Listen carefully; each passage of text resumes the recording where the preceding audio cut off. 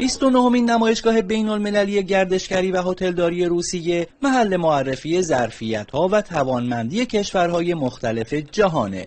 جایی که بیش از 600 شرکت از 22 کشور از جمله 16 شرکت ایرانی حضور دارند. در کنار نمایش جاذبه‌های تمدنی و باستانی، فرهنگی و مذهبی و طبیعی و تاریخی، این نمایشگاه فرصتی کم نظیر برای تورگردانان و صاحبان دفاتر خدمات مسافری ایران و روسیه است تا با هم آشنا بشن و همکاری‌های دو جانبه رو گسترش بدن.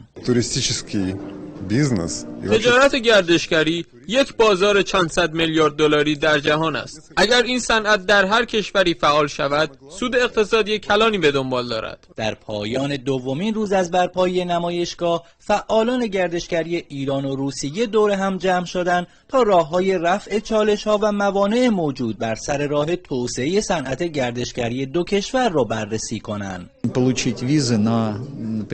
در صورتی که ویزای گردشگری حذف شود و مردم دو کشور بتوانند از کارت‌های بانکی خود در ایران و روسیه استفاده کنند، قطعاً شاهد رفت و آمد بیشتر گردشگران بین دو کشور خواهیم بود. سفیر کشورمون در این نشست صنعت گردشگری رو مایه دوام و قوام روابط بین دو کشور ارزیابی کرد. اونی که ما میاندیشیم این هستش که صنعت گردشگری میتونه به قوام و ثبات روابط دو کشور بیانجامد. معاون گردشگری وزیر میراث فرهنگی، گردشگری و صنایع دستی هم گفت بخش خصوصی نقش اصلی توسعه گردشگری بین دو کشور رو بر عهده داره. اراده سیاسی مبتنی بر توسعه روابط گردشگری است، اما گردشگری صنعتی است که مبتنی بر حضور بخش خصوصی، یعنی شما بزرگوارانه.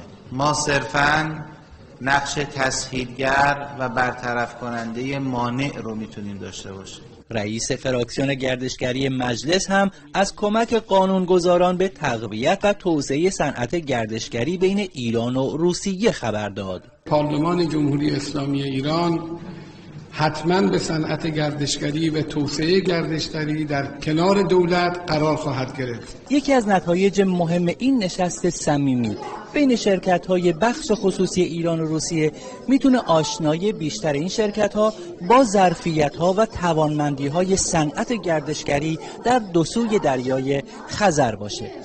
سید علی دارابی، خبرگزاری صدا و سیما، مسکو.